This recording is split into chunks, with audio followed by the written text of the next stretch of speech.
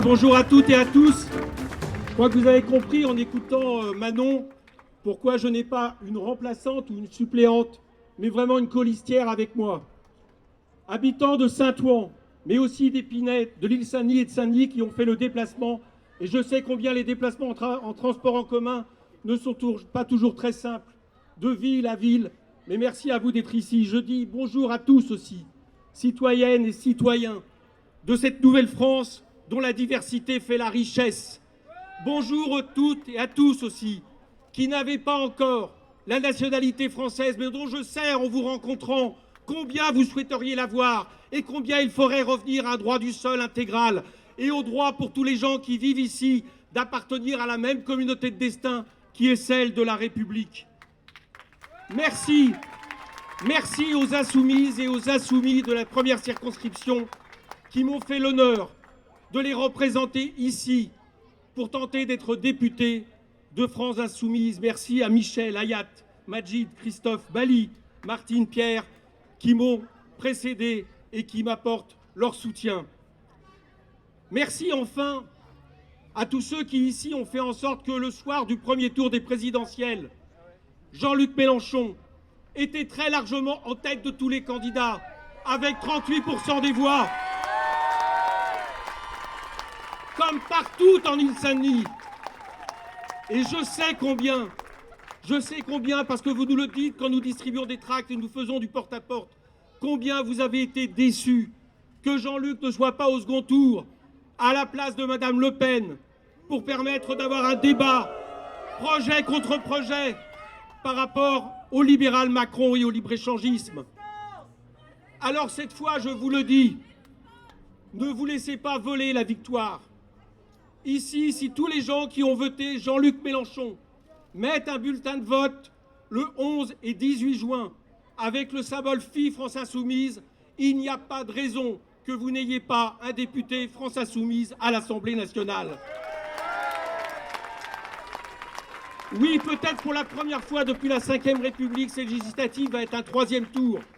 Parce que quoi qu'on dise, quoi que nous disent les médias, M. Macron n'a pas de majorité politique.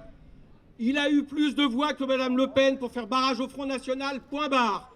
Et c'est les élections législatives qui vont décider la politique de ce pays. Alors j'entends bien certains candidats concurrents, des partis qui se sont partagés le pouvoir depuis 10 ans, faisant la même politique, et tout d'un coup se repeignant en élus de terrain, en élus proches du peuple, républicains, socialistes. Mais à qui vont-ils croire que nous allons oublier que les gens sont suffisamment stupides pour savoir qu'en votant toutes les lois d'austérité, toutes les lois de dérégulation, toutes les lois productivistes, ils n'ont pas fait ici le malheur des concitoyens dont ils disent aujourd'hui vouloir faire le bonheur. Oui, la solution n'est pas les partis du passé, tout simplement aussi parce que regardez leurs tracts. On ne sait pas ce qu'ils vont faire par rapport à M. Macron. Ils nous disent, on va voir au cas par cas. Bon, on a tous compris, quoi. Au cas par cas, ça veut dire qu'ils seront des auxiliaires de la future majorité présidentielle de M. Macron, si celui-ci, par malheur, finissait par l'obtenir.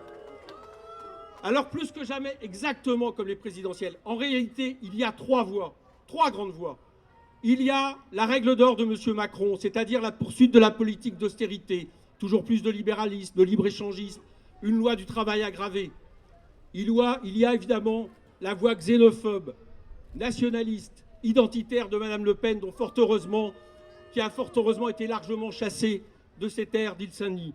Et puis il y a la nôtre, solidaire, celle pour le partage des richesses, celle écologiste, celle indépendantiste, pour une France qui se bat pour une coopération avec notamment les pays du Sud, qui s'opposent au libre-échange, au CETA, au TAFTA. Et j'oublie pas non plus à l'APE, que l'Europe menace de signer avec les pays de l'Afrique de l'Ouest et qui serait une ruine économique terrible pour tous ces pays. Bien sûr, un élu doit être de terrain. Pour ma part, je propose à tous ceux qui ne me connaissent pas de regarder sur Internet et de constater que j'ai toujours vécu mon engagement militant en étant aux côtés des luttes, des mobilisations, des aspirations populaires. Bien sûr, il faut un élu vertueux. Il faut par exemple, c'est ce que je propose, que la réserve parlementaire, 130 000 euros par an, ne soit pas laissé comme ça à l'appréciation personnelle de tel député, mais soit géré par un jury citoyen tiré au sort qui décidera ce que nous ferons de cet argent. Bien sûr, il faut s'engager contre tout conflit d'intérêts dont on voit bien qu'elle ravage, y compris celui qui m'a précédé ici, M. Leroux, qui mélange des intérêts privés, familiales et des intérêts politiques. Et bien sûr, il faut non-cumul des mandats. C'est pour ça que je m'engage dès maintenant à démissionner de mon poste de conseiller régional si demain je suis élu. Enfin, avant de conclure, je dirais une chose. Ne croyez pas tous ceux qui vous expliquent, je le disais tout à l'heure, que cette élection est une élection locale. Les problèmes qui sont ici sont les mêmes qu'en Guyane, sont les mêmes qu'en Lozère. C'est la rupture de l'égalité républicaine, de la République à laquelle nous tenons. Oui, il faut plus de services publics. Oui, il faut plus de santé. Et la solution, c'est pas de fermer Bichat pour ouvrir un nouvel hôpital ici, c'est de garder Bichat et d'avoir un nouvel hôpital ici. Oui, il faut arrêter avec ces politiques de restrictions budgétaires qui attaquent les collectivités territoriales. Monsieur Macron propose 10 milliards en moins. Oui, il faut la sécurité, c'est vrai, mais la sécurité sans discrimination. Nous sommes pour faire en sorte que les 10 000 policiers qui ont été supprimés depuis Sarkozy et pas du tout recrutés sous Hollande soient de nouveau recrutés, mais pour une politique pour des polices de proximité, pas des polices arrivées de l'extérieur, Bax ou je ne sais quelle brigade de sécurité territoriale.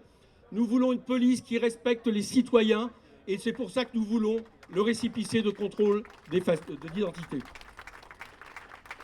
Enfin oui, et le problème est partout le même. Nous voulons des logements sociaux, 1 million de logements sociaux. Nous voulons faire baisser les loyers. Nous voulons des transports en commun dignes de ce nom. Nous voulons une politique qui crée de l'emploi, 425 000 fonctionnaires, qui crée de l'emploi en relançant l'activité.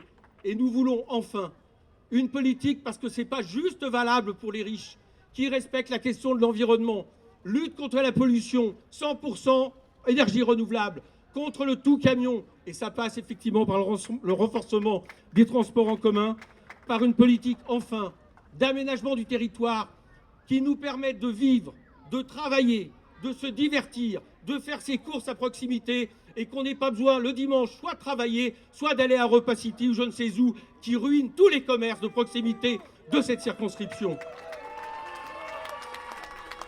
Voilà, chers amis, chers camarades, ce que nous proposons aujourd'hui, que vous découvrirez dans les documents qui vous seront distribués dans les jours à venir.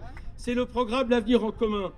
Vous comprendrez pourquoi il est essentiel que Emmanuel Macron n'ait pas de majorité et que pour ça, la seule alternative républicaine, claire et nette, ce sont d'envoyer des députés France Insoumise en plus grand nombre, à commencer par les départements populaires, à l'Assemblée nationale, avec Jean-Luc Mélenchon, à qui je vais laisser la parole et dont je suis particulièrement fier qu'il vienne ici nous soutenir. Merci.